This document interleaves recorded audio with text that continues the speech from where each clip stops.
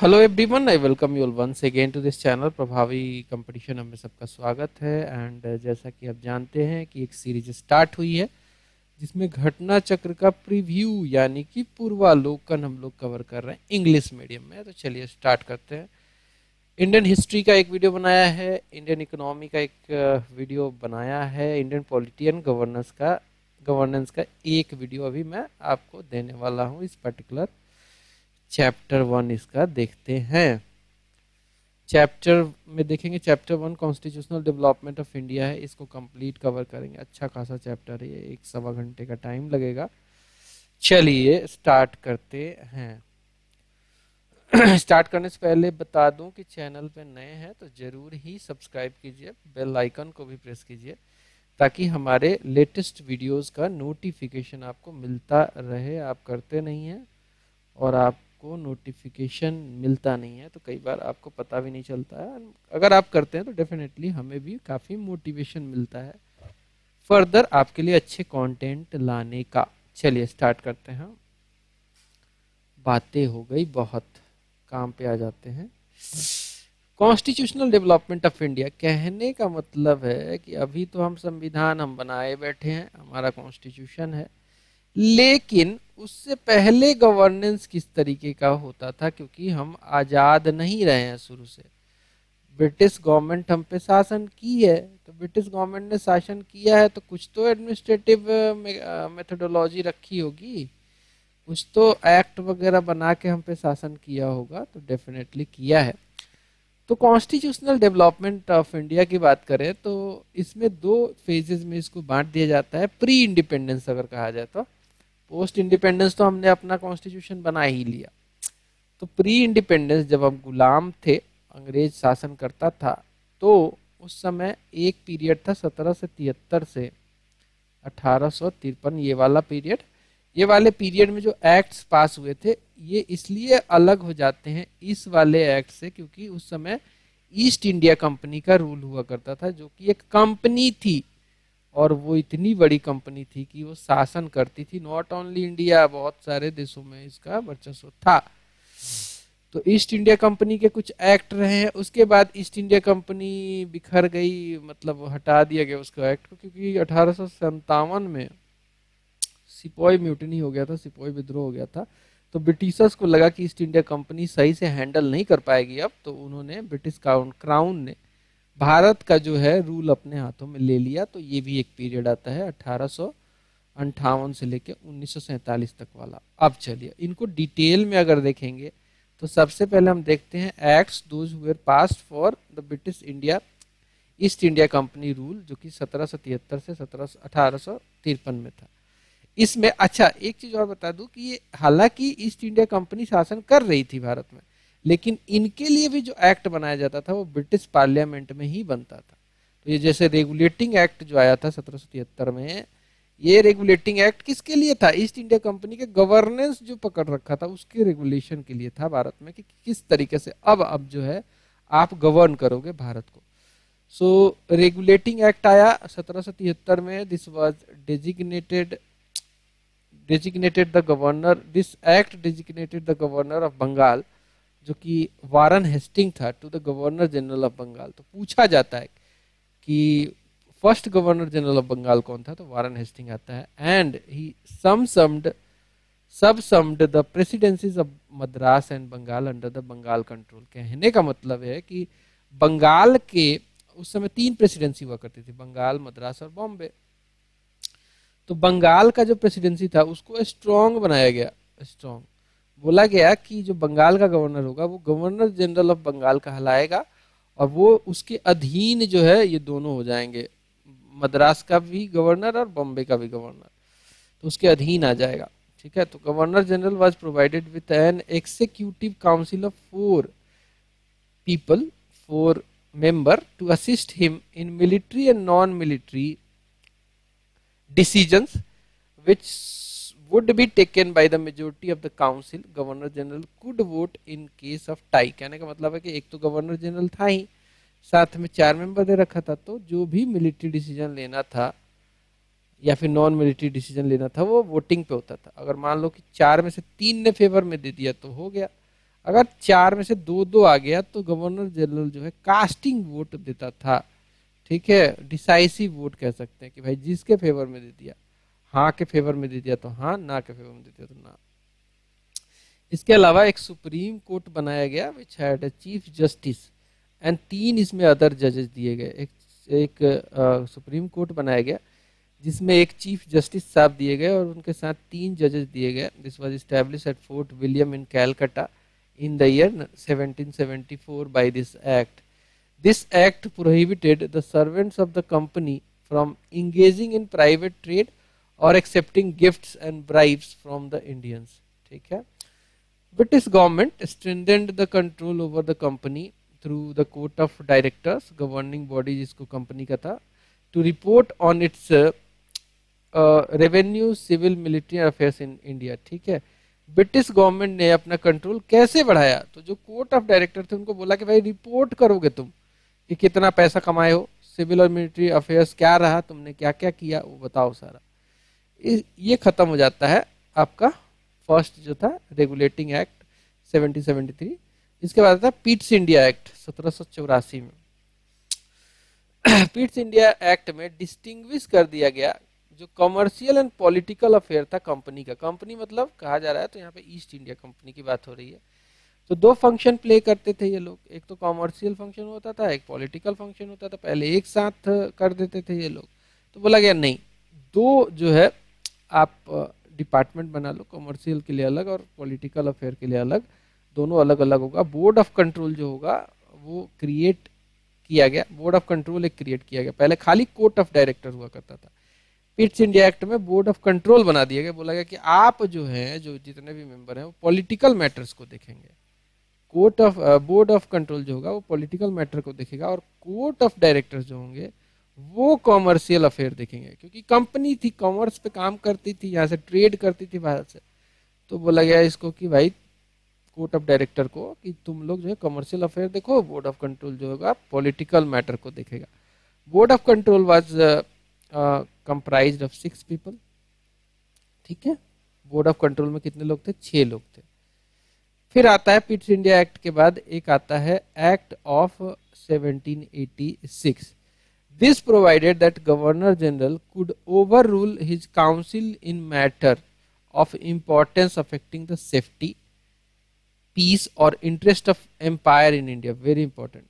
Act of 1786 जो आया था उसमें बोला गया कि गवर्नर जनरल जो होगा he could overrule his council. Council का डिसीजन होगा ना, उसको वो ओवररूल कर सकता है। जैसे मैंने बताया था ना कि काउंसिल दिया गया था, 4 मेंबर दिए गए थे। अब ये 4 मेंबर जो चाहे वो नहीं, अगर कुछ डिसीजन देते हैं और ऐसा लगता है गवर्नर को कि भाई ये ठीक डिसीजन नहीं है, तो इसको ये ओवर रूल कर सकता है, ठीक है, ओवर रूल कर सकता है एक्ट ऑफ 1786 से इन फेवर ऑफ। अगर ऐसा लगता है कि भाई मैटर है कि सेफ्टी ईस्ट इंडिया कंपनी की खतरे में आ सकती है, एम्पायर की जो इंडिया में है वो सबको, governor general was granted the powers of commander in chief. Lord Cornwallis जो था, was the first governor general to enjoy these powers, ठीक है, कर्नवालिस। चार्टर एक्ट आया उसके बाद 1793 का, further extended the commercial monopoly of company for another 20 years, ठीक है। उसके बाद आता है charter act of 1793, it further extended the commercial monopoly of company for another 20 years, ठीक है। चार्टर एक्ट यही से शुरू होते हैं, 1793 पहला, 1813, फिर 1833, फिर 1853। इसमें क्या है, 20-20 साल के लिए कंपनी की भाई कॉमर्स करेगी भारत में, उसको एक्सटेंड किया जाता था। तो पहला चार्टर एक्ट आया 1793 में, इसमें बोला गया कि कॉमर्शियल मोनोपोली जो है कंपनी की वो एक्सटेंड की जा रही है 20 साल के लिए। उसके बाद फिर चार्टर एक्ट आया 1813 का, जिसमें फिर 20 साल तक एक्सटेंड किया गया। और इसमें एक और चीज की गई थी, 1 लाख रुपया पहली बार 1 लाख रुपये दिया गया है इस पर्टिकुलर चार्टर एक्ट 1813 में, कि भाई 1 लाख रुपये दिया जा रहा है, ये भारत में एजुकेशन ऑफ इंडियंस के ऊपर खर्चा होगा। पहली बार ब्रिटिश गवर्नमेंट ने सोचा कि इंडियंस के ऊपर एजुकेशन में कुछ खर्चा किया जाए। हालांकि अभी तक ये क्लियर नहीं था कि किस तरीके का एजुकेशन दिया जाएगा, क्या वो इंग्लिश मीडियम होगा, हिंदी मीडियम होगा, क्या वर्नाकुलर बोलते थे वो लोग, वर्नाकुलर लैंग्वेज में होगा या इंग्लिश मीडियम में होगा।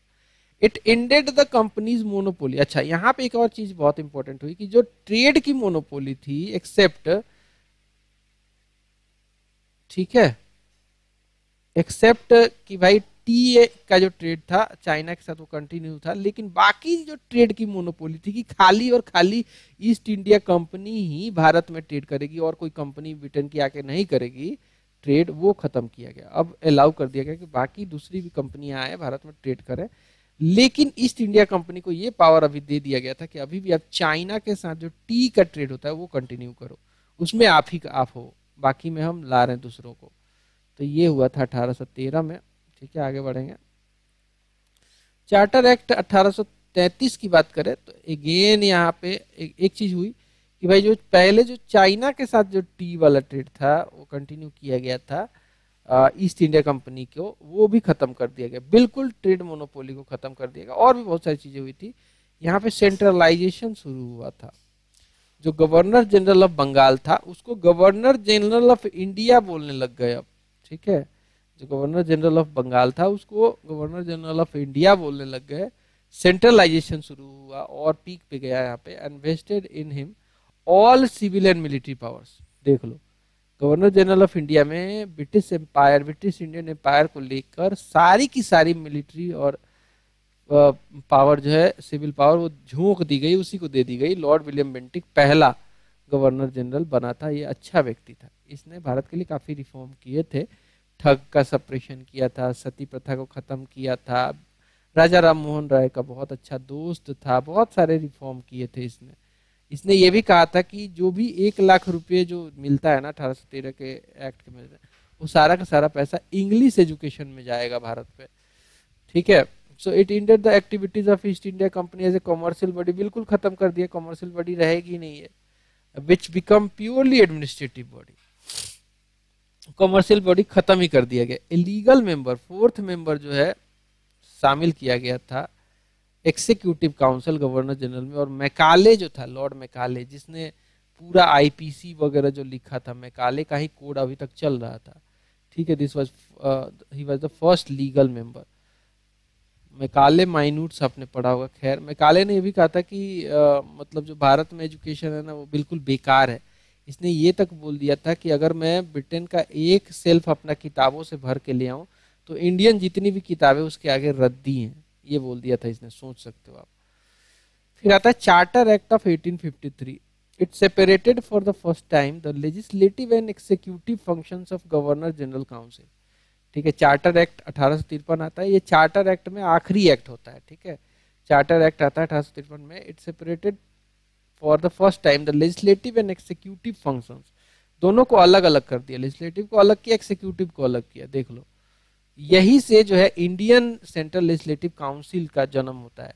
जो आज की डेट में पार्लियामेंट समझ रहे हो ना, ये यहीं पे जन्म लेता है, जब चार्टर एक्ट 1853 में सेपरेट कर दिया गया कि भाई लेजिस्लेटिव फंक्शन अलग होगा और एक्सिक्यूटिव फंक्शन अलग होगा। लेजिस्लेटिव मतलब कि कानून बनाने का फंक्शन अलग होगा, और एक्सिक्यूटिव मतलब कि जो कानून बन रहा है उसको इम्प्लीमेंट कराने का फंक्शन अलग होगा। ठीक है, it established A separate Indian central legislative council for law making. It introduced an open competition system for selection and recruitment of civil servant। ठीक है, ये भी हुआ था, ये भी यूनिक चीज है 1853 वाले में। तो ये हो गई बात आपकी जो ईस्ट इंडिया कंपनी के समय में जो एक्ट है। उसके बाद बीच में ये हुआ कि 1857 में, यहाँ पे 1857 लिखता हूँ, यहाँ पे सिपोई म्यूटनी हो गई। सिपोई म्यूटनी हो गई, जो हम हिस्ट्री में पढ़ेंगे क्यों हुई थी, क्या था इसके कारण थे और कैसे चला था, ये सब देखेंगे वहाँ पे। कंसिक्वेंसेस क्या हुए, सारी बातें। सिपोई म्यूटनी ने हिला के रख दिया, ठीक है, ईस्ट इंडिया कंपनी को, ब्रिटेन को, कि भाई बोला कि अब ऑलमोस्ट उनके हाथ से एम्पायर निकलने वाला था, लेकिन हार गए लास्टली।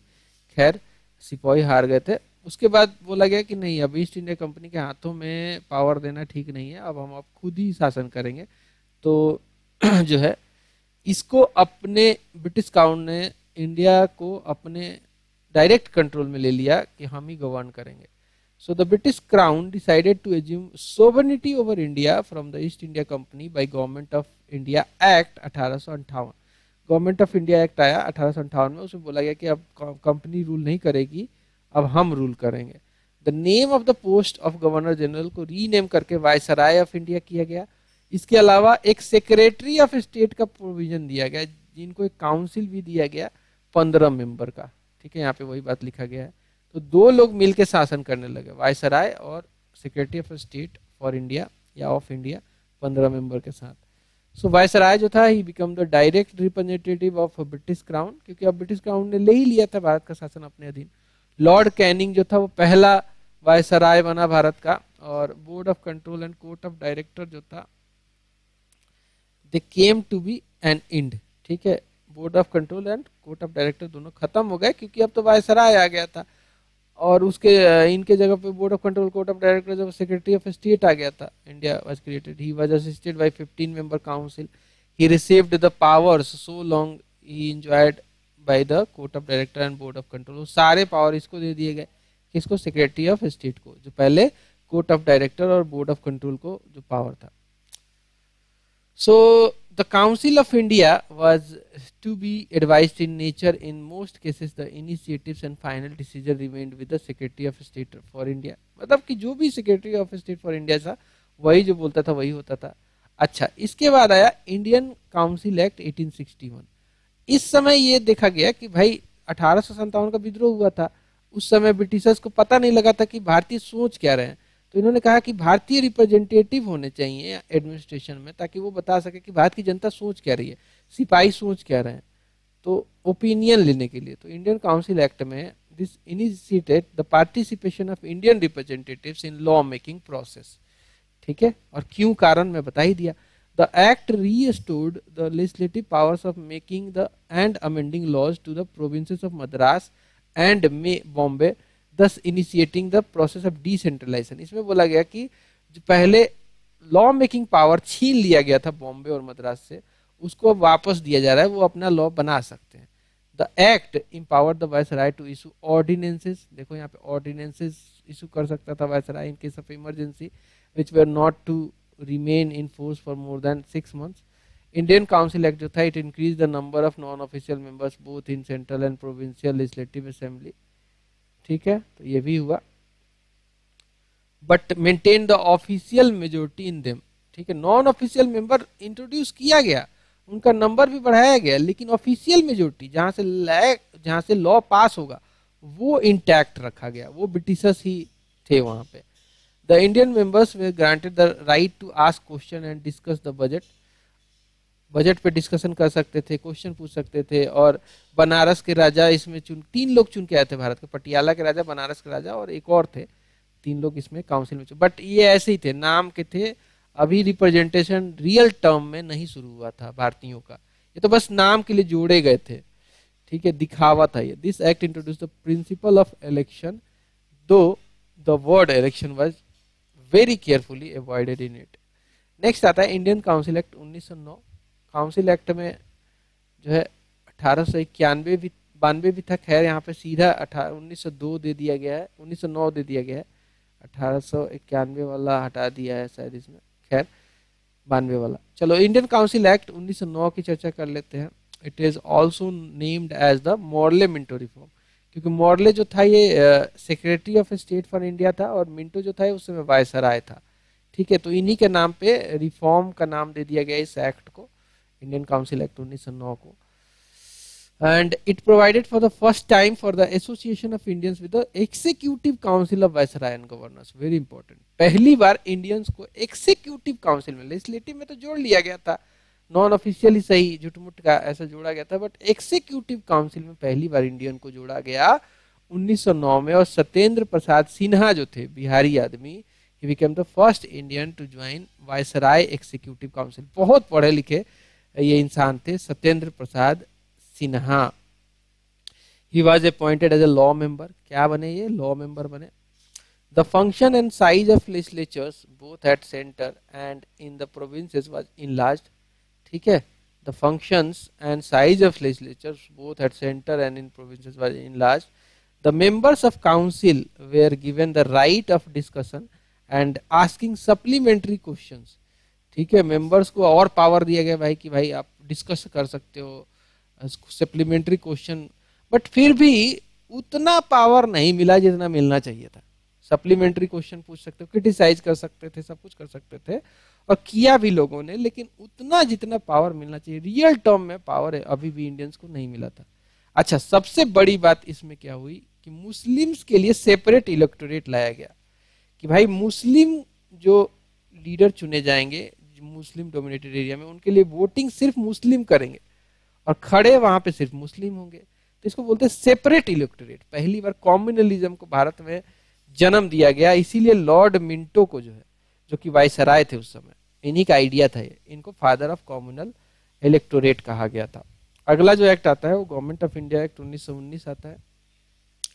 तो गवर्नमेंट ऑफ इंडिया एक्ट जो आया था 1919, इसकी खास बात ये थी, this is also named as the Montagu Chelmsford reform, क्योंकि मॉन्टेग्यू जो था वो secretary of state for India था और चेम्सफोर्ड जो था वो उस समय वायसराय था।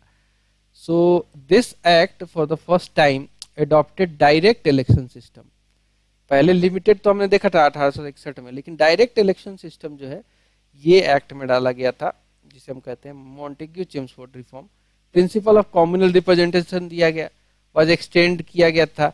ये सिख, इंडियन, क्रिश्चियन, यूरोपियन और एंग्लो इंडियंस को भी दे दिया गया। पहले खाली मुस्लिम को था 1909 में, अब ये बढ़ा के सिख, इंडियन, क्रिश्चियन, यूरोपियन और एंग्लो इंडियंस को भी दे दिया गया कि इनको भी लोग जो है सेपरेट इलेक्टोरेट के थ्रू चुनेंगे।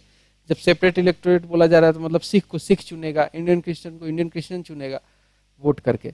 इट इंट्रोड्यूस्ड बाई कैमरलिज्म, पहली बार जो है बाई कैमरलिज्म, जिससे जैसे कि आज के डेट में हम बाई कैमरलिज्म क्या समझते हैं, 2 सदनीय राज्यसभा लोकसभा, इसी तरीके का पहली बार जो है भारत में 1919 गवर्नमेंट ऑफ इंडिया एक्ट में बाई कैमरलिज्म को सेंट्रल लेवल पे इंट्रोड्यूस किया गया था।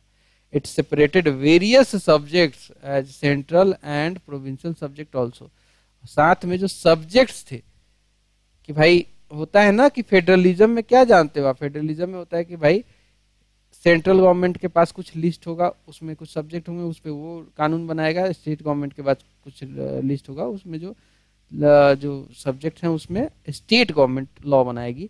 तो पहली बार ब्रिटिश इंडिया में, या फिर इंडिया में कह सकते हैं, सेंट्रल एंड प्रोविंशियल सब्जेक्ट में बटा था बाई कैमरलिज्म के थ्रू। एंड जो बाई कैमरलिज्म कह रहा हूँ, सेपरेट सब्जेक्ट के थ्रू, सब्जेक्ट को सेपरेट किया गया था। बाई कैमरलिज्म तो हो गया 2 सदनीय। बाई कैमरल सेंट्रल लेजिस्लेटिव जो था, it could make law for the whole of British India, जो सब्जेक्ट जो मेंशन किए गए थे। एंड इसमें क्या हुआ कि जो प्रोविंसेस थे, प्रोविंसेस मतलब कि आज के डेट में जो स्टेट्स बोलते हैं ना, उस समय प्रोविंस बोला जाता था। प्रोविंसेस में डायआर्की लाया गया, मतलब डायआर्की का मतलब होता है कि डुअल रोल। यहाँ पे डायआर्की रखा गया, प्रोविंशियल सब्जेक्ट्स को फर्दर डिवाइड किया गया। अब मैंने बताया था कि सब्जेक्ट्स को डिवाइड किया गया, सेंटर के लिए अलग, प्रोविंस के लिए अलग। अब ये जो प्रोविंस में जो सब्जेक्ट्स थे, इसको भी 2 पार्ट में बांटा गया। एक था ट्रांसफर्ड सब्जेक्ट और एक था रिजर्व्ड सब्जेक्ट। अब जो ट्रांसफर्ड सब्जेक्ट था, उसमें जो प्रोविंस की जो लेजिस्लेटिव काउंसिल थी वो उस पे लेजिस्लेट कर सकती थी। रिजर्व्ड जो सब्जेक्ट था, ठीक है, रिजर्व जो सब्जेक्ट था वो जो है उस पे प्रोविंशियल सब्जेक्ट जो है प्रोविंशियल लेजिस्लेटिव काउंसिल नहीं लेजिस्लेट कर सकती थी। तो यहाँ पे डायआर्की लाया गया, वहां पे जो है गवर्नर उस पे जो है लेजिस्लेट कर सकता था। So for the first time the term responsible government was used. Responsible government term पहली बार यूज हुआ था। Under this act a commission was to be constituted after 10 years, ताकि इसकी वर्किंग जो है कि ये एक्ट कैसा काम किया 10 साल में, उसके ऊपर क्या क्या जो है चेंजेस होने चाहिए, वो सब करके एक बनाया गया था, जिसको साइमन ने लीड किया था। इसी को साइमन कमीशन कहा गया था। और ये जो कमीशन बनी थी, इसमें 7 के 7 मेंबर जो थे, वो 7 के 7 मेंबर जो थे वाइट थे, इसलिए ऑल वाइट कमीशन भी बोलते हैं। और इसका विरोध हुआ। सो इन 1927, जो जैसा कि मैंने बताया कि 2 साल पहले ही इस एक्ट के कंप्लीशन के, 1919 वाले एक्ट को 10 साल होना था 1929 में, उससे 2 साल पहले ही जो है साइमन कमीशन बैठा दिया गया और बोला गया कि आप रिव्यू करो। The British government announce the appointment of 7 member statutory commission and under the chairmanship of Simon. और इसमें 7 के 7 मेंबर जो थे वाइट थे, इसीलिए दिक्कत हो गई। इंडियन लीडर्स ने इसका विरोध किया। To report on the condition of India under its new constitution. तो साइमन कमीशन को ये बोला गया कि 1919 वाले का रिव्यू कीजिए, बताइए कि क्या था, कैसा था। The commission was hence called Simon commission and government of India act आया 1935 में। अब ये सब हो गया, 1919 वाला हो गया। फिर आता है बहुत ही important government of India act, जिसके बहुत सारे प्रावधान हमने उठा के अपने कॉन्स्टिट्यूशन में डाले हैं।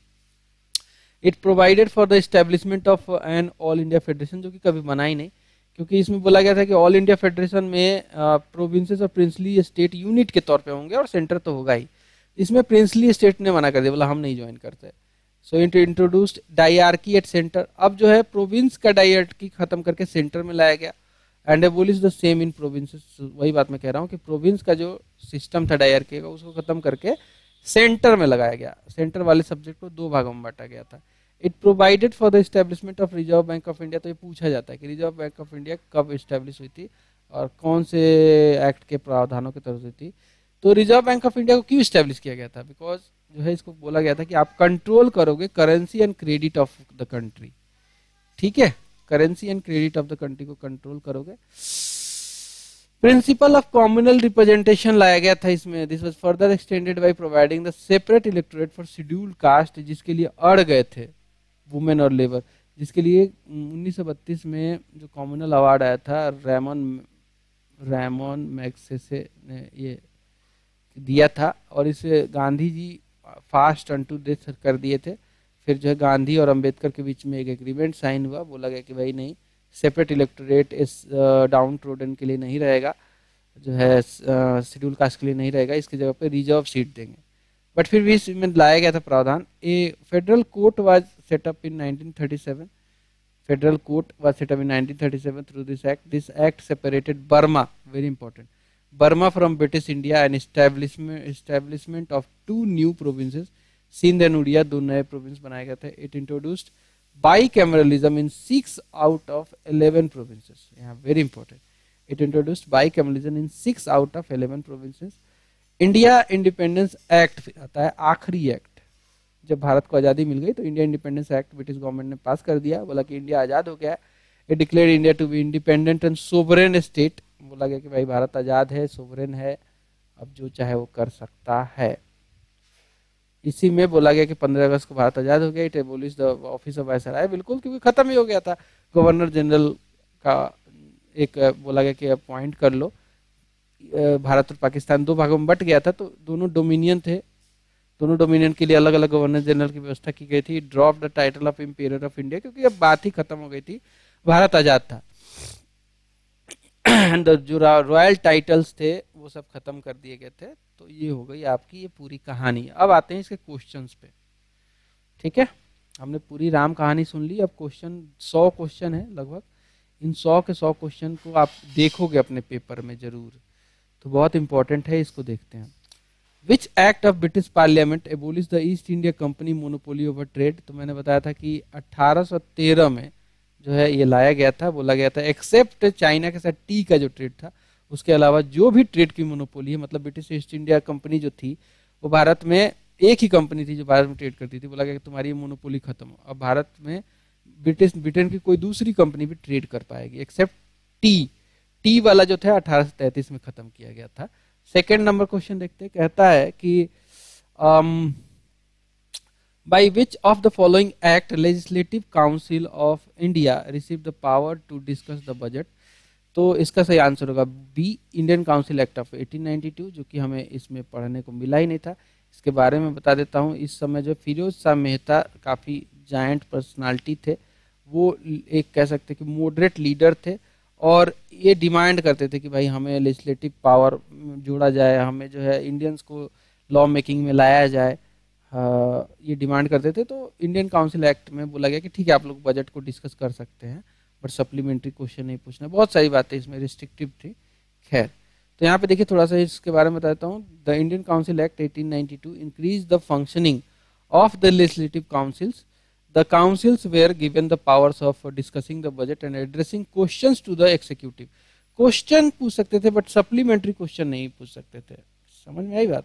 सप्लीमेंट्री क्वेश्चन जो होता है ना, क्वेश्चन का आंसर के बाद फिर से क्वेश्चन पूछा जाता है, तो वो प्रावधान जो है वो 1909 वाला जो इंडियन काउंसिल एक्ट था, पार्लियामेंट्री रिफॉर्म, उसमें लाया गया था। ठीक है, फिर आता है third question, in which of the following acts the provisions was made for the establishment of supreme court eight Calcutta. तो ये था भैया, ये तो सभी जानते हैं, इसका था ए रेगुलेटिंग एक्ट 1773। वारन हेस्टिंग याद करो, पहला गवर्नर जनरल बना था। So the provision for establishment of supreme court at the fort William Calcutta में बनाया गया था. This was made in regulating act 1773 में ये प्रावधान दिया गया था. और जो सर एलिजा इम्पे था, ये पूछा जाता सवाल, सर एलिजा इम्पे जो था वो पहला चीफ जस्टिस बना था सुप्रीम कोर्ट का. अगला क्वेश्चन देखते हैं 4 नंबर. 4 नंबर क्वेश्चन कहता है कि with reference to establishment of supreme court which statement is or are correct. With reference to establishment of Supreme Court, which of the statement is or are correct. तो पहला देखिए, supreme court at Calcutta was established by regulating act of 1773, बिल्कुल सही है. And Lemaistre was the first chief justice of this court, गलत. Lemaistre नहीं था, अभी मैंने बताया था आपको कौन था वो था एलिजा इम्पे. तो पहला ही सिर्फ सही है, तो आंसर क्या होगा, 1 ओनली. नेक्स्ट देखते हैं 5वां number. By which one of the following acts was the federal court in India established. देखो यूपीएससी में पूछा गया सवाल है प्रीलिम्स में. तो फेडरल कोर्ट जो हम जानते हैं कि ये जो है ये गवर्नमेंट ऑफ इंडिया एक्ट 1935 जो आया था उसमें बना था. तो इसमें ऑप्शन में ही नहीं है, तो आंसर होगा डी. फेडरल कोर्ट जो है 1935 में बना था गवर्नमेंट ऑफ इंडिया एक्ट में. ठीक है, यहाँ पे देखो वही बात लिखी है. The federal court of India was established bye the government of India act 1935 on 1 अक्टूबर 1937 को स्टैब्लिश हो गया था. Sir Mauri GoAir was the first chief justice. Federal court of India was established in 1935, same सवाल. अच्छा, 1935 के एक्ट के तहत, but establishment 1937 में 1 अक्टूबर को. ठीक है, लिस्ट 1 को लिस्ट 2 से मैच करना है. लिस्ट 1 देखिए, establishment of board of control. Board of control एक सेपरेट बॉडी बनाया गया था. ठीक है, फिर स्टैब्लिशमेंट ऑफ सुप्रीम कोर्ट, तो ये वाला हो जाएगा रेगुलेटिंग एक्ट. परमिशन और to English missionary in India to work, appointment of law member. पहली बार लॉ मेंबर जो मैकाले आया था 1833 में ही आया था लॉ मेंबर. ठीक है, चौथा मेंबर था ये, 1833 में आया था. तो अगर आप 2 भी मैच कर पाओगे तो आंसर आपको मिल सकता है, यानी कि बी का हो जाएगा 1, डी का हो जाएगा 4. चलिए देख लेते हैं, बी का 1, डी का 4.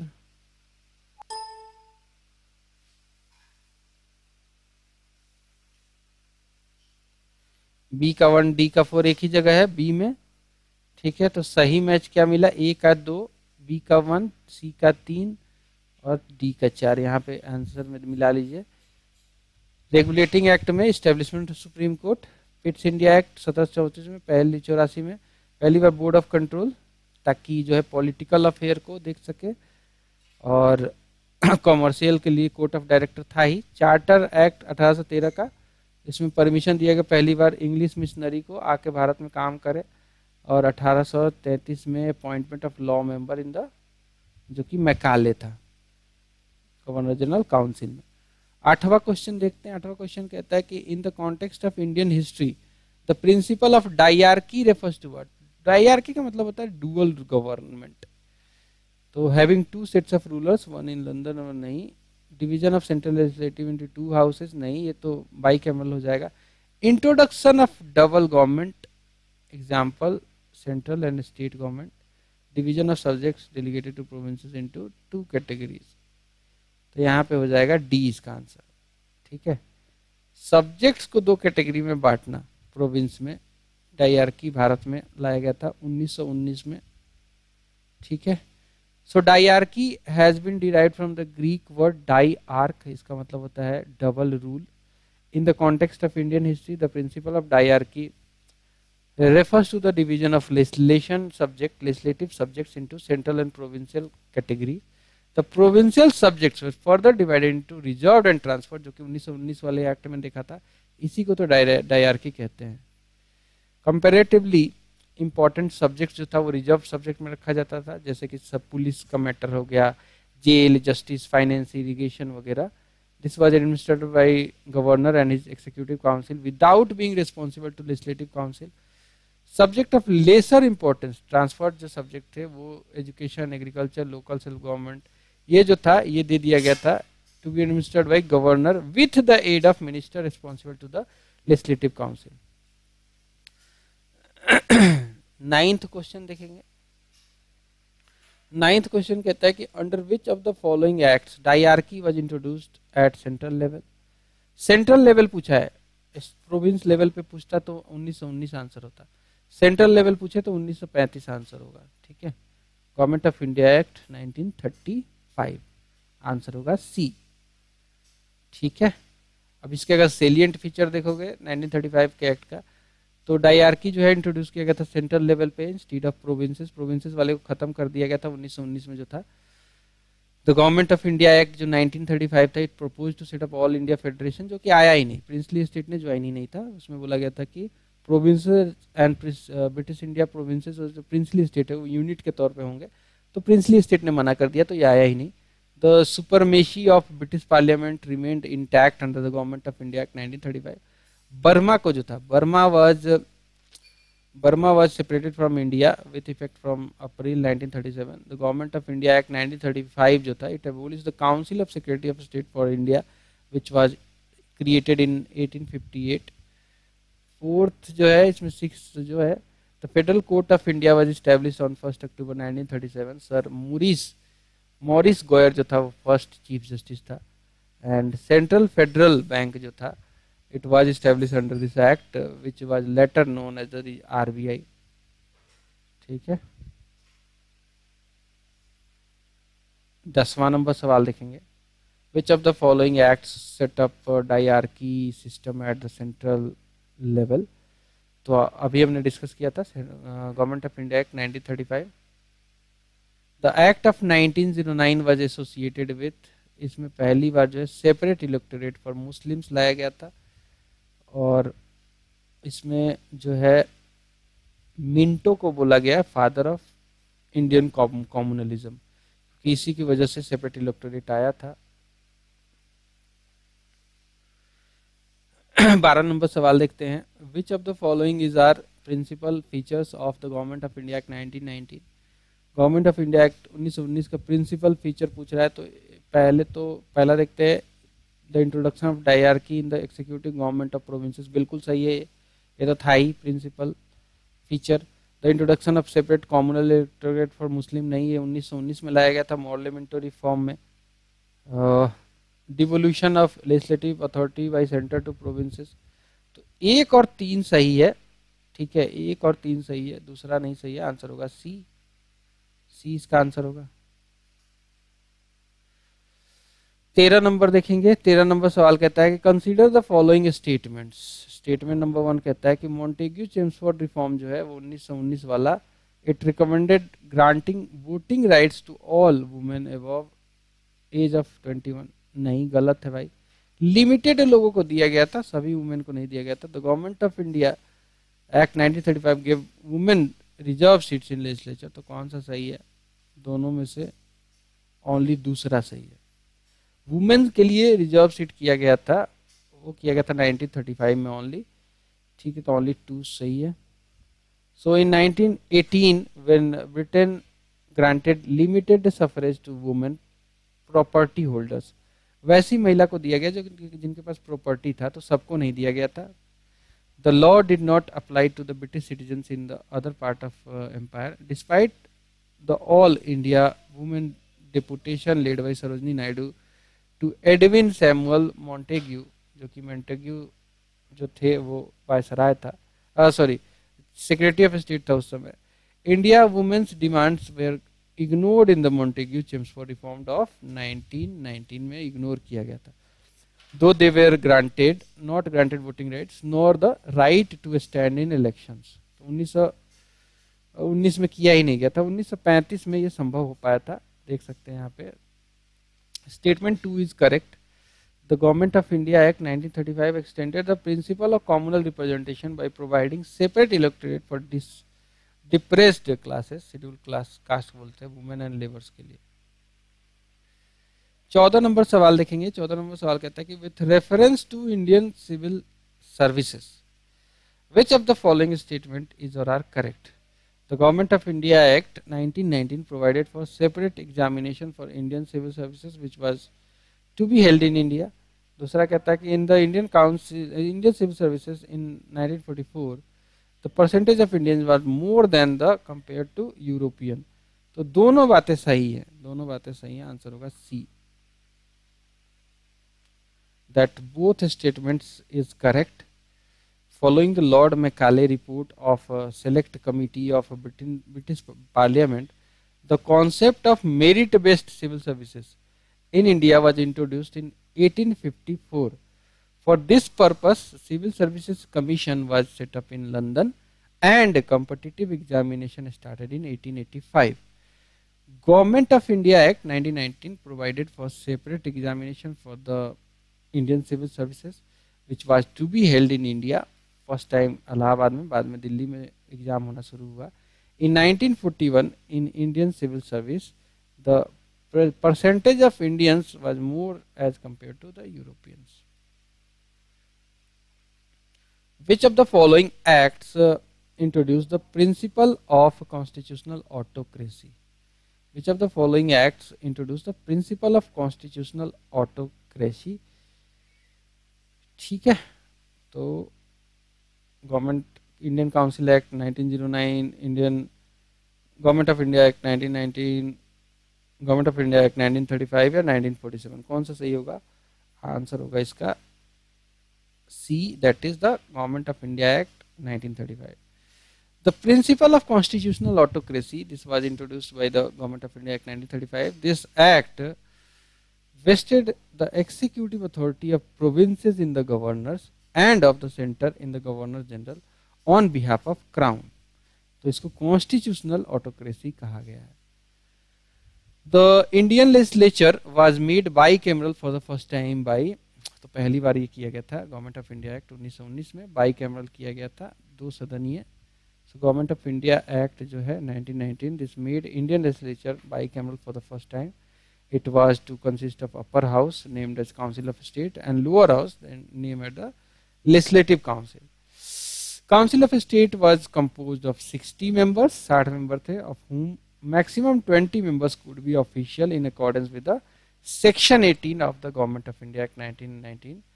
Lower house जो था, lower house, it was called the Central Legislative Assembly, and under the Section 19 of this Act, it originally provided for 140 members, 140 members. With 100 elected and 40 nominated. It is noteworthy that under the rules made for the implementation of Act of 1919, provisions was made for 60 members with 33 elected, 27 nominated in the Council of State, while the number of members of Legislative Assembly was increased 143 से बढ़ा के 145 किया गया था. It is notable that one member in each house was elected from Berar out of the nominated members. Due to members from Berar being nominated as a result of an election held in Berar, it has been included in the number of elected members in many mentions. 17 number देखेंगे. Which of the following acts introduced a bicameral legislature center? तो ये हमने देखा ही था. Bicameral legislature at centre 1919 के act में लाया गया था. The power of president to issue ordinance is a relic of government of India act नहीं है, काउंसिल इंडियन काउंसिल एक्ट 1861 में लाया गया था. बट यहाँ पे गवर्नमेंट ऑफ इंडिया, अच्छा 1935, देखो यहाँ पे वही बात लिखा है, मैंने 1861 बोला था ना. Though in British India, Viceroy was empowered to promulgate ordinance without permission of Legislative Council under Indian Council Act 1861. However, the President's power to promulgate ordinance, Article 123, is inspired by Section 42 of Government of India Act 1935. ठीक है. 1919 देखिएगा. Which act for the first time made it possible for Indians to take some share in the administration of the country? तो answer होगा charter act of 1833. जो section 87 था, this was one of the most important section of charter act 1833. It stated that no person of India or crown would be debarred from any place, post or service subject to company on ground of religion, place of birth, descent or color, or any of them. Subsequently कह सकते हैं कि section 87 जो था 1833 का, it laid down the foundation for the participation of Indians in administration during the political movement. But यहाँ पे लगा के बोल रहा हूँ कि 1858 में ही जो है government of India British crown ने टेक ओवर किया, और 1861 में पहली बार 3 मेंबर चुन के आए थे, राजा बनारस, राजा पटियाला, ठीक है, और एक और व्यक्ति थे जो कि चुन के आए थे रिप्रेजेंटेटिव इंडियन काउंसिल में। तो प्रावधान तो 1833 में दे दिया गया था, फाउंडेशन बना, लेकिन पहली बार 1861 में ही संभव हो पाया था। The distribution of power between central and states as in Constitution of India is based on which of the following plans? तो इसका आंसर होगा government of India act 1935, simple.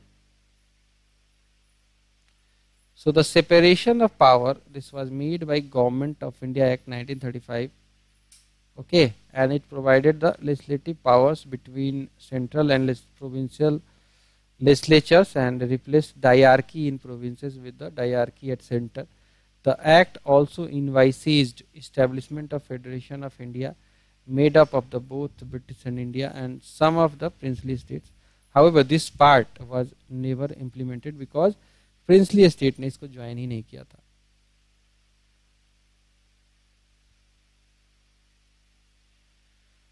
इक्कीस नंबर सवाल कहता है कि federal system and dyarchy at centre was introduced in India by government of India act 1935। 22 number देखेंगे, कहता है कि the provision for establishment of all India federation was introduced in government of India act 1935। सब repeat हो रहे हैं question. Which one of the following acts provided for federal polity in India? वही same answer, government of India act 1935। in the federation established under government of India Act 1935, residuary powers were given to, residuary जो power था वो governor general को दिया गया था कि भाई देखो, लिस्ट बनाई गई थी, 3 लिस्ट बनाई गई थी, फेडरल लिस्ट, प्रोविंशियल लिस्ट और एक था कंकरेंट लिस्ट। ये तीनों लिस्ट के अलावा फिर भी कोई अगर ऐसा मैटर है जो कि छूट गया है तो वो अगर सामने आता है तो उसको रेसिड्यूरी पावर में रखा गया था गवर्नर जनरल का। In the federation established by Government of India Act 1935, residuary power against, answer is same, Governor General. Which one of the following is not an important and permanent constituent in constitutional history of the India as adopted in Government of India Act 1935?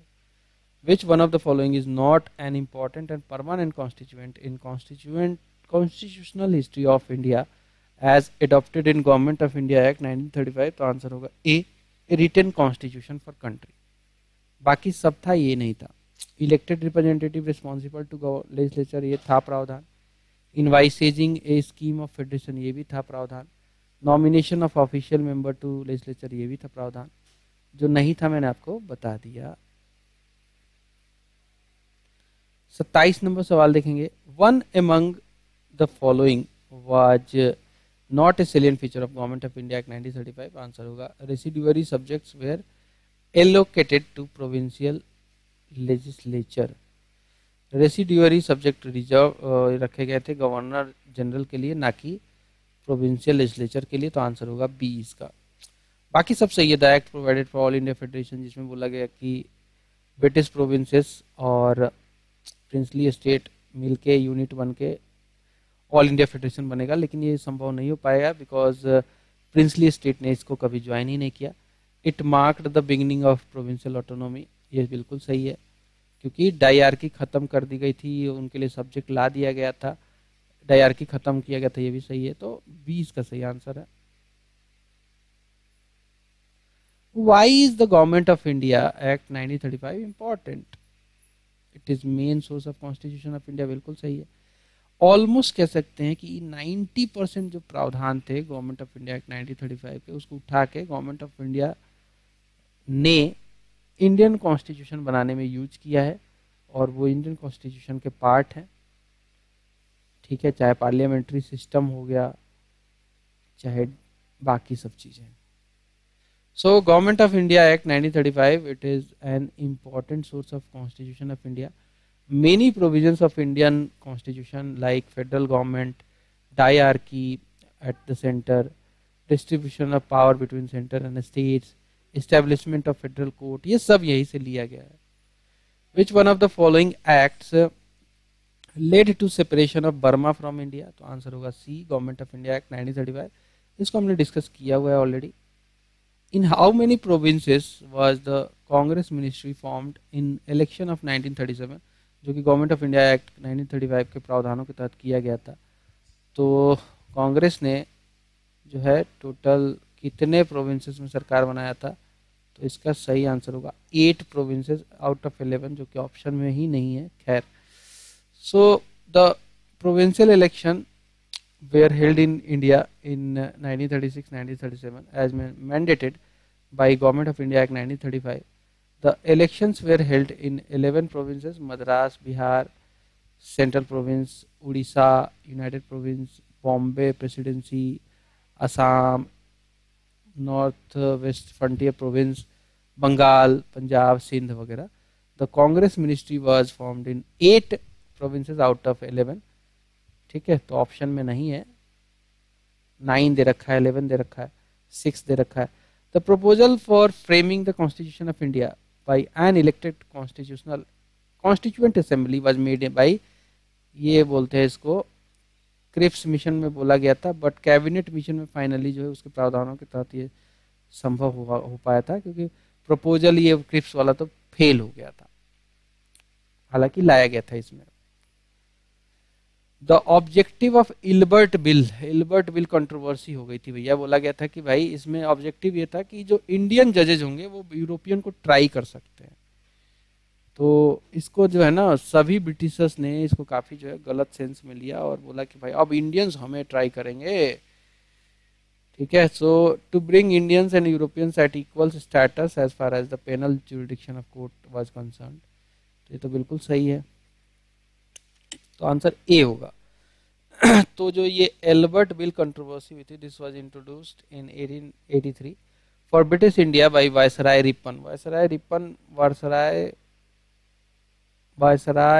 Ripon जो था वो कह सकते हैं कि जो एक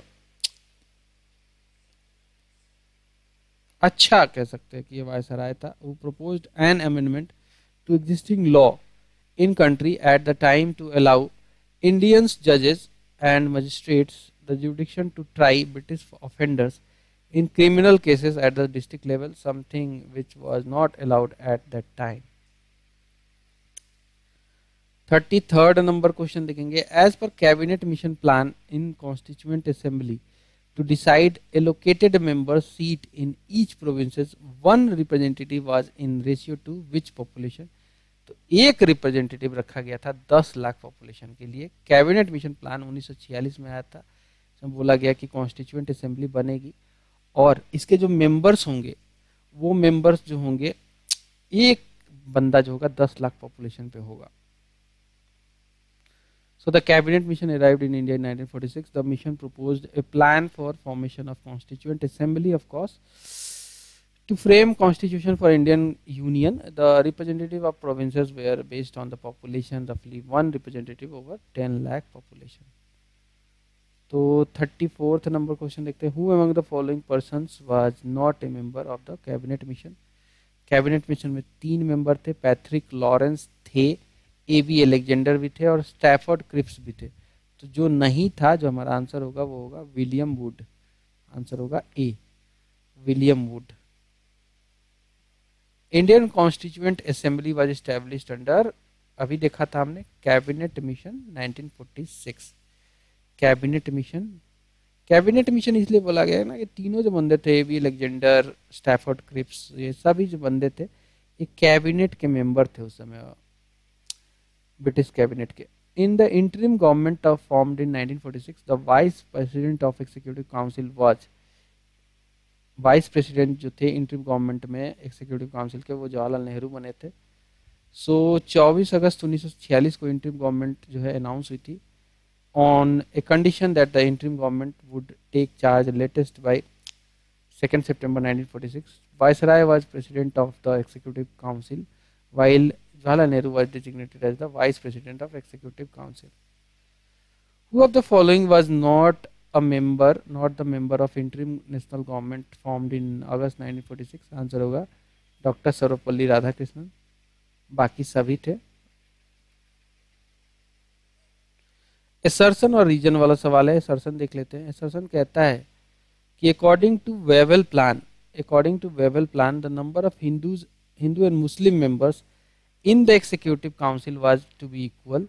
reason क्या है? Wavell thought that this arrangement would have avoided the partition of India.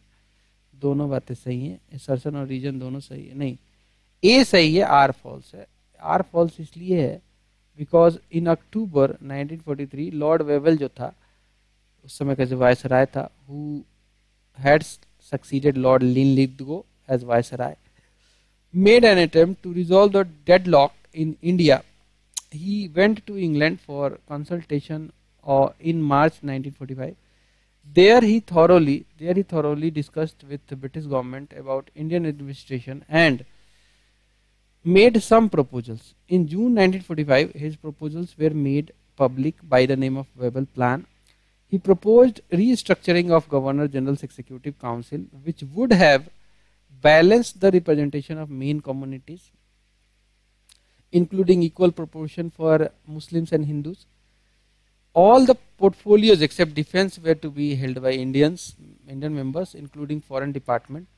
The Wavell Plan proposed an equal representation of Hindu and Muslim in the Executive Council. Apart from Viceroy and Commander-in-Chief Executive Council, all members were Indian. Thus, it is clear that the Wavell was intended to remove the deadlock on the constitutional matters and political issues and to promote self-governance for Indians, but never intended to unite the Hindu and Muslim to avoid partition of India. Thus, the statement is true, but reason is false. Who gave the idea of Constituent Assembly first for the formation of Constitution for India? तो answer होगा इसका Swaraj party 1934 में. The Swaraj Party in its conference at Ranchi in May 1934 presented the policy of Constituent Assembly. It was to be composed of Indian representative elected on the basis of the adult suffrage. It was the first occasion when Indians demanded for Constituent Assembly. पहली बार. 40 number सवाल देखेंगे. कहता है कि which of the following statements is or are in relation to Constituent Assembly true है. Constituent Assembly बनी थी on the basis of adult suffrage? नहीं, adult suffrage के बेसिस पे नहीं बनी थी, ये limited suffrage के बेसिस पे बनी थी. तो पहला तो गलत हो गया. The assembly was a result of direct election, गलत. ये भी indirect election का रिजल्ट था. Assembly was a multi-party body, हाँ ये सही है.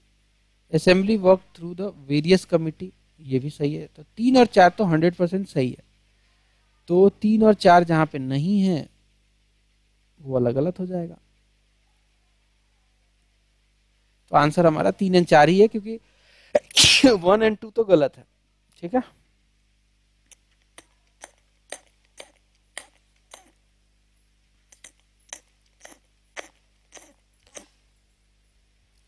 So the legislative assemblies of states were used as electoral college for the formation of Constituent Assembly. In this way, the Constituent Assembly was a result of the indirect election. Peoples of several parties were involved in it. Constituent Assembly formed a number of committees to operate its working.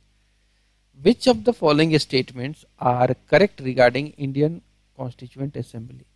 Which of the following statements are correct regarding Indian Constituent Assembly? तो पहला देखिए, it was not based on adult franchise, बिल्कुल सही है. Limited franchise के basis पे था. It resulted from direct election, गलत. Indirect election से था ये, तो ये तो गलत हो गया. It was not a multi party body, है कि multi party body था, ये भी गलत हो गया. हमसे सही ही पूछा है.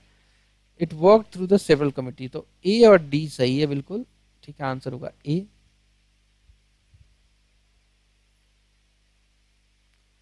42 नंबर सवाल देखते हैं, which one among the following is an incorrect statement about the constituent assembly. It worked with the help of large number of committee, बिल्कुल सही है ये। उसमें सबसे इंपॉर्टेंट ड्राफ्टिंग कमेटी था जिसके हेड थे, चेयरमैन थे बी आर अम्बेडकर साहब। माइनॉर, ये तो सही है, तो हमसे इनकरेक्ट पूछा है, ये आंसर हमारा नहीं होगा। Minority committees like Christian, Anglo Indians and Parsis were adequately represented in the assembly. It was elected on basis of universal adult franchise, नहीं था, ये लिमिटेड था, तो ये हम इनकरेक्ट पूछा है, तो ये हमारा आंसर होगा सी। Its electoral process was based on the sixth schedule of the Act of 1935, which allowed for the restricted franchise based on the tax। तो ये भी सही है, ये हमारा आंसर नहीं होगा, तो सी सही निकल के आ रहा है। आंसर देख लेते हैं, आंसर सी ही है, ठीक है। 43 नंबर क्वेश्चन देखेंगे, member of constituent assembly who drafted the constitution of India were elected by legislative assembly of various provinces, ठीक है, आंसर होगा C. So member of constituent assembly were elected by member of legislative assemblies of various provinces, ठीक है, various provinces. Each provinces and each Indian state और group of states were allowed to the total number of seats proportional to their respective proportion 1 to a million, मतलब एक पे 10 लाख पे एक। As a result, 292 members were elected through the provincial legislative assemblies and 4 members were represented the chief commissioners provinces, while Indian princely states were allotted a minimum of 93 seats। 44 number question देखेंगे, with reference to Indian history, the members of constituent assembly from provinces where they were directly elected by people of those princes, गलत, indirectly elected थे। Nominated by Indian national Congress and Muslim league, ये भी गलत है। Elected by provincial legislative assembly, ये सही है, answer होगा सी हमारा, ये हमने अभी डिस्कस भी किया था। How were the members of constituent assembly elected, directly by public, गलत। नॉमिनेटेड बाय कांग्रेस, गलत। नॉमिनेटेड बाय इंडियन रूलर्स, गलत। तो डी ही सही आंसर होगा, elected by provincial assemblies, answer होगा डी। 46 नंबर देखेंगे, who was the first elected chairman of constituent assembly, answer होगा doctor Rajendra प्रसाद। Although doctor सच्चिदानंद Sinha temporarily chair कर रहे थे मीटिंग को, बट पहले इलेक्टेड जो थे वो थे डॉक्टर राजेंद्र प्रसाद। 11 दिसंबर 1946 को ये परमानेंट चेयरमैन बने थे। Who chair the first meeting of constituent assembly, तो पहले तो भाई किया था डॉक्टर सच्चिदानंद सिन्हा ने 9 दिसंबर 1946 को। टेम्पोररी थे ये, अस्थायी कह सकते हैं। The first day session of constituent assembly was chaired by, answer होगा डॉक्टर सच्चिदानंद सिन्हा, 9 दिसंबर 1946 को। वो है the chairman of constituent assembly of India, answer होगा इसका डॉक्टर राजेंद्र प्रसाद। परमानेंट तो यही थे, 11 दिसंबर को इन्होंने चेयर किया था। Who was the president of Constituent Assembly of Independent India, answer होगा B, doctor Rajendra Prasad. Constituent Assembly of India was established on, answer होगा बी, 9 दिसंबर 1946 पहली मीटिंग हुई थी, सच्चिदानंद सिन्हा ने इसको चेयर किया था। The first session of Constituent Assembly was held on 9th December 1946, सच्चिदानंद सिन्हा ने हेल्ड किया था इसको चेयर करके। When was the Constituent Assembly established, तो आंसर होगा इसका दिसंबर 1946। डेट पूछ ले तो 9 दिसंबर। When was the first session, तो 9 दिसंबर 1946, ठीक है।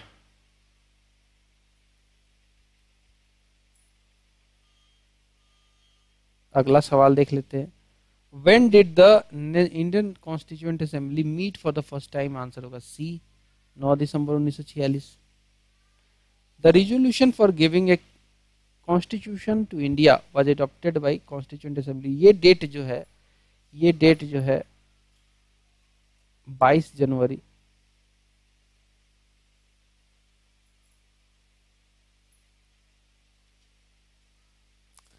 22 जनवरी 1947, a resolution for Constitution of India was unanimously adopted by Constituent Assembly, which was presented by Jawaharlal Nehru on 13th December 1946. Objectives of Indian Constitution, objective resolution भी बोलते हैं. Who proposed the preamble before drafting committee of Constitution? Answer होगा Jawaharlal Nehru.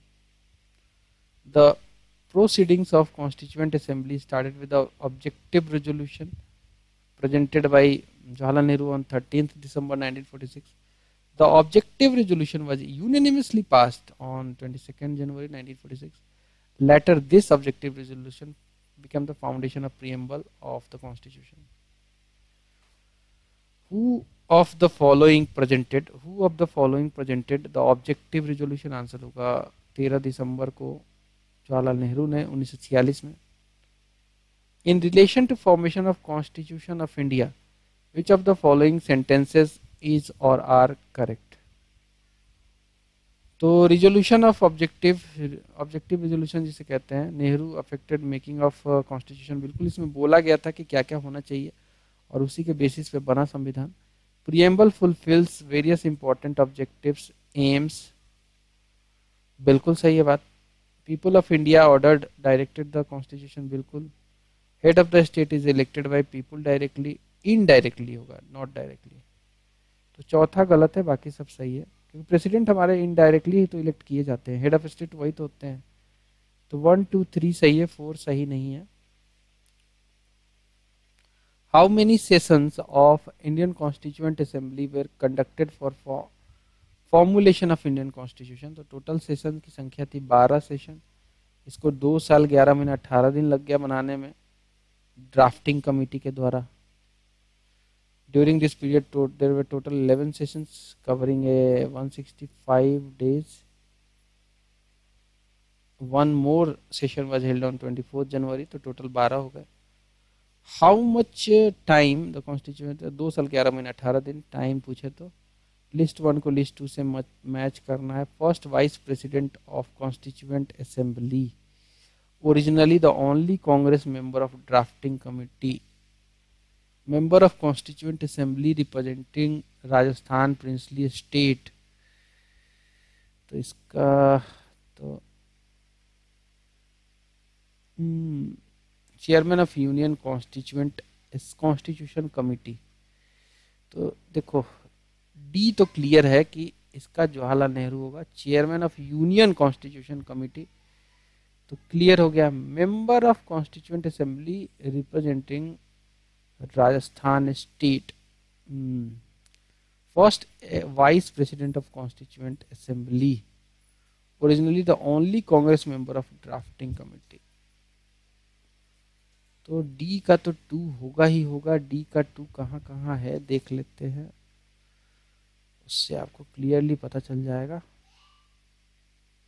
D का 2 2 जगह है, B में भी है और डी में भी है. तो बी इसका आंसर है, यानी कि जो सही मैच बन रहा है. First vice president of constituent assembly कौन थे? एच.सी. मुखर्जी थे. The only Congress member of drafting committee K M. Munshi थे. Representative of Rajasthan princely state V T. Krishnamachari थे. Chairman of union constitution committee Jawaharlal Nehru थे.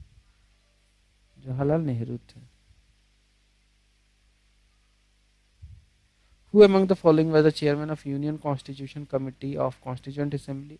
ये हमने अभी देखा था, जवाहरलाल नेहरू. बाकी का देख लीजिए कुछ कमिटियों का. Committee on rule of procedure doctor Rajendra Prasad थे. स्टीयरिंग कमिटी भी डॉक्टर राजेंद्र प्रसाद थे. स्टेट्स कमिटी थे जवाहरलाल नेहरू. ड्राफ्टिंग कमेटी जो कि सबसे बड़ी कमेटी थी डॉक्टर बी.आर. अम्बेडकर थे. इसमें सब कमेटियां भी थी. Advisory committee on fundamental rights minority tribal affair Sardar Vallabhbhai Patel के हाथ में था. This 2 head sub committee, fundamental right and minority sub committee. ये जो 5वीं थी उसके 2 सब कमिटियां थी. लिस्ट 1 को लिस्ट 2 से मैच करना है. फंडामेंटल राइट के लिए तो जे.बी. कृपलानी थे. वैसे ओवरऑल तो यही देख रहे थे, सरदार पटेल. ठीक है, सरदार पटेल ए का हो जाएगा 4, ए का 4 एक ही जगह है। स्टीयरिंग कमेटी था किसके हाथ में, तो ये था अ, राजेंद्र प्रसाद के हाथ में। यूनियन पावर ये जवाहरलाल नेहरू, और ड्राफ्टिंग कमेटी तो दिया ही नहीं, बी आर अम्बेडकर का नाम ही नहीं है। खैर, तो देखिए ये वाला है drafting committee, B R Ambedkar इसमें दिया ही नहीं है, इसलिए स्टार भी लगाया इसके आंसर में। ठीक है, चलिए आगे बढ़ेंगे। 65 नंबर सवाल कहता है कि who was the chairman of the provincial constitution committee of constituent assembly. Answer होगा Sardar Patel. Who was the chairman of drafting committee, भैया सिंपल है, doctor Bhimrao Ambedkar. The chairman of drafting committee of Indian constitution, doctor B R Ambedkar. Repeated सवाल सारे। चलिए अगला देखते हैं। Who the chairman of advisory committee on fundamental right, Sardar Patel थे। The drafting committee of constituent assembly under doctor B R Ambedkar had how many other members, ये सवाल important है। ड्राफ्टिंग कमिटी में 6 और मेंबर थे except other than B R Ambedkar. So there were total 6 other members in drafting committee constituted under the chairmanship of Dr. B.R. Ambedkar. Members were N. Gopalaswamy Iyengar, Aladi Krishna Swamy Iyer, K. Munshi, Muhammad Sadaullah, B.L. मित्तर थे, D.P. Khetan थे जो कि बाद में मर गए थे, N. Madhava Rao भी थे, B.L. मित्तर और T.T. कृष्णामाचारी जो है N. Madhava Rao was included replacing B.L. Mitra, and T.T. Krishnamacharya was included by the death of D.P. Khetan जो कि 1948 में मर गया था। 70 नंबर क्वेश्चन देखिए, कहता है कि who among the following were the members of drafting committee of constitution. तो इसमें सरदार पटेल नहीं थे, अल्लादी कृष्ण स्वामी अय्यर थे, जवाहरलाल नेहरू नहीं थे।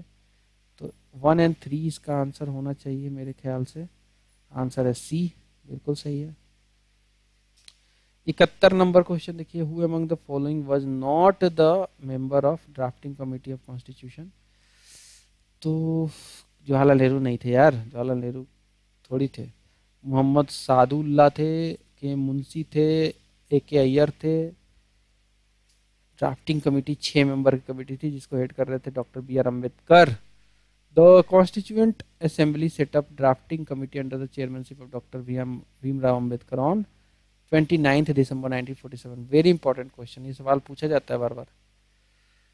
Who was the constitutional advisor? B.N. Rao. Simple. Sir Benegal Narsingh Rao was appointed as the constitutional advisor during the formation of constitution. The first draft of constitution was prepared by, answer होगा B.N. Rao. B.N. Rao.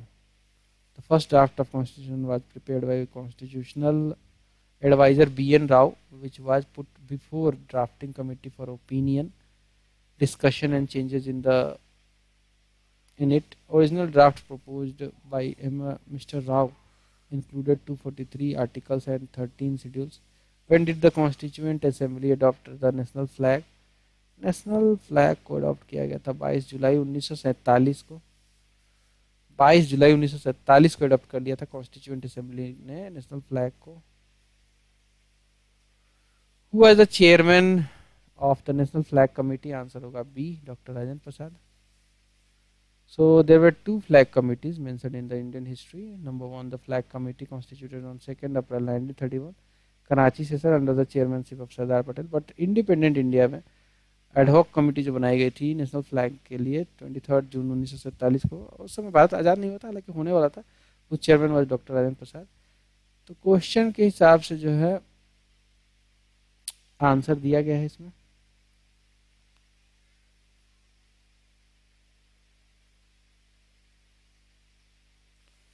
Consider the following statement. 3 statement है, कहता है कि the design of national flag was adopted by constituent assembly of India 22 जुलाई को, बिल्कुल सही है।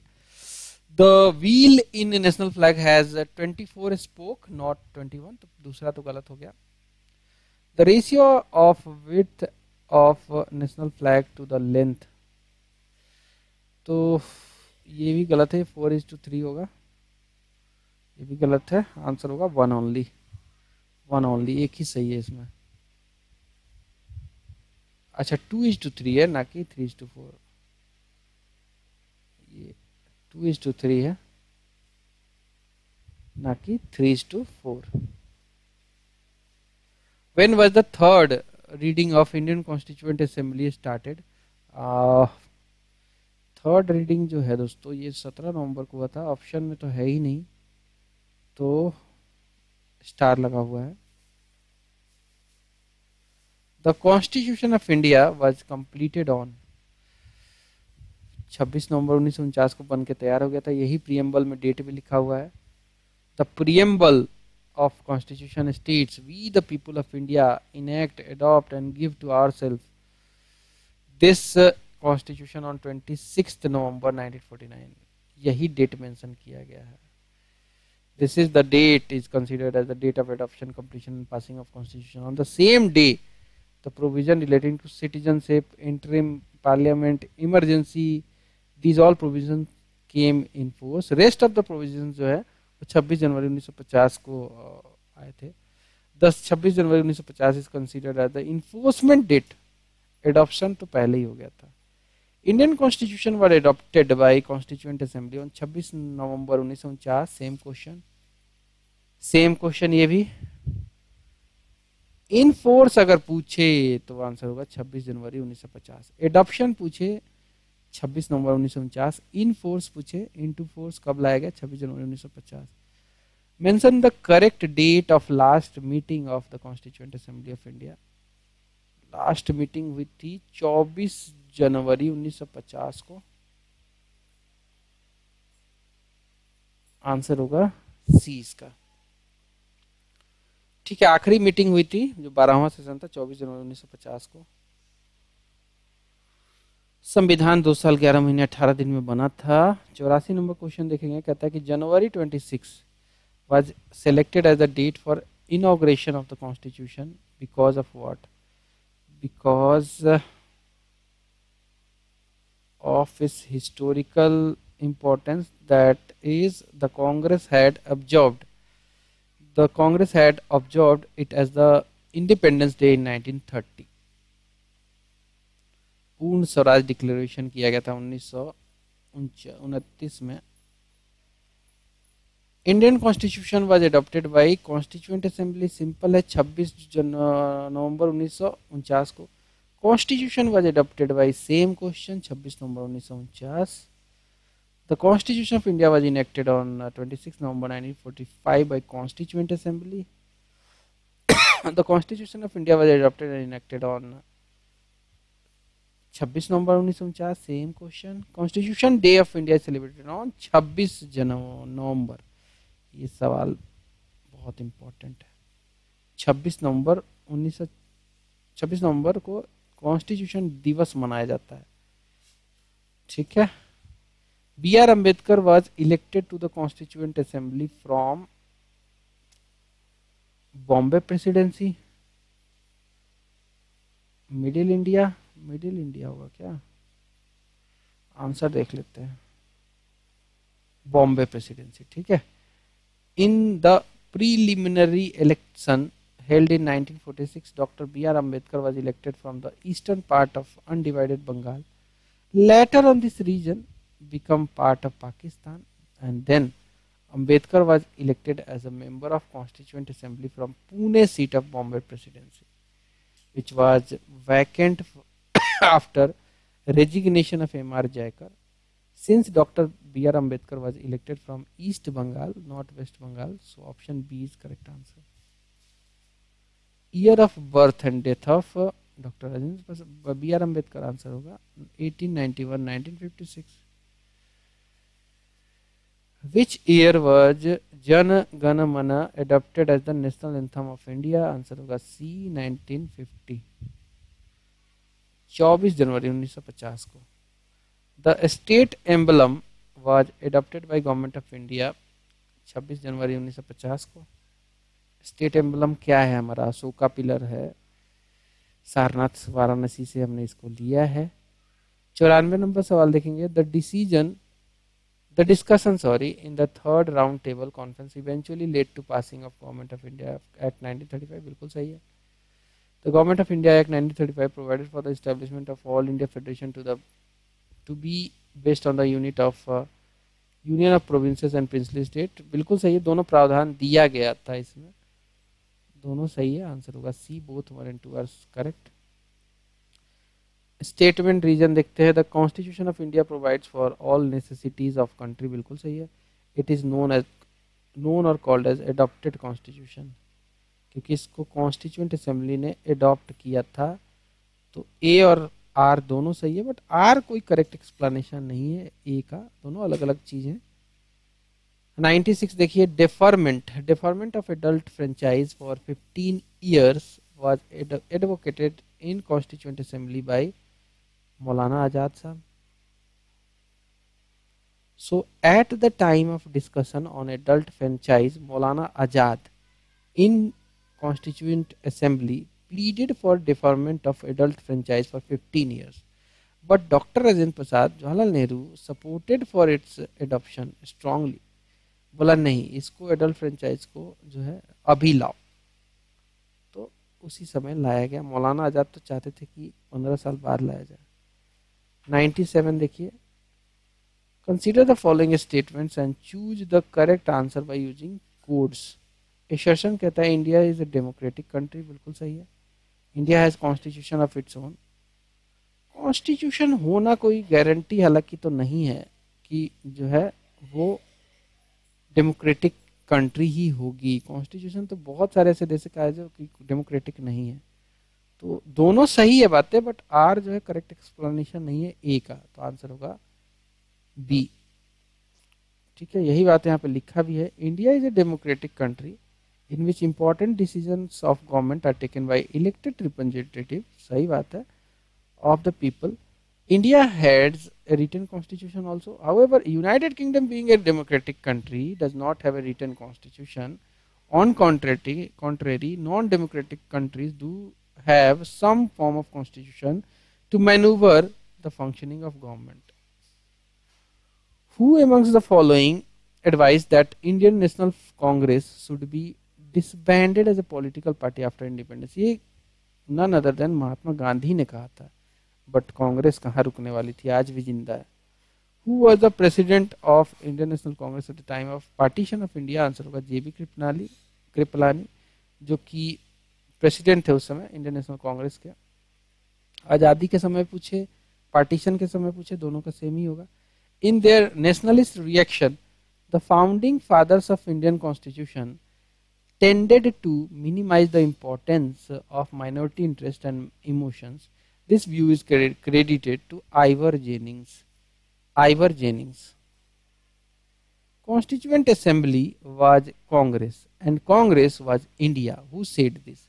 ये कहा था ऑस्टिन ग्रेवलन है, ग्रैनविल ऑस्टिन ने, ठीक है, ग्रैनविल ऑस्टिन ने कहा था।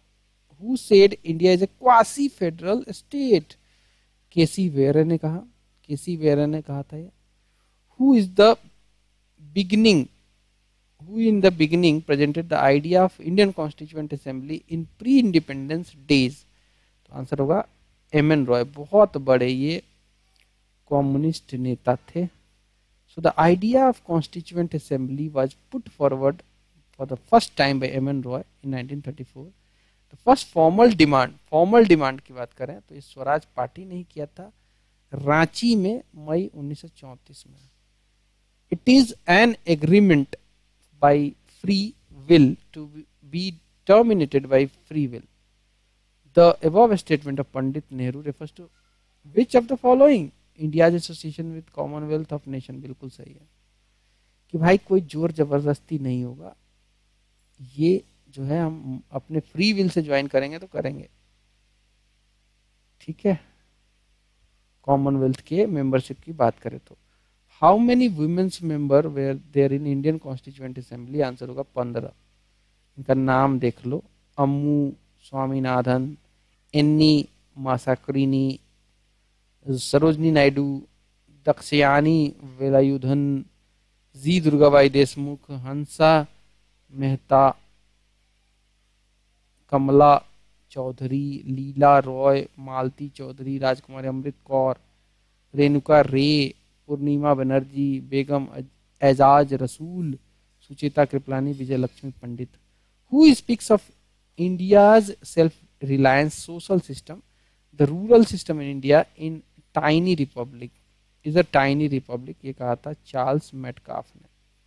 चार्ल्स मेटकाफ 1830 में सर चार्ल्स मेटकाफ जो था, देन एक्टिंग गवर्नर जनरल था इंडिया का, he wrote the village communities are little republics having nearly everything they want within themselves and almost independent of any foreign relations. The states and central government derive power from none other than Constitution of India. So guys, यहाँ पे हमारा पहला chapter complete हुआ। ठीक है, that's all. अच्छा लगा like कीजिए, शेयर कीजिए, सब्सक्राइब कीजिए। Bye bye.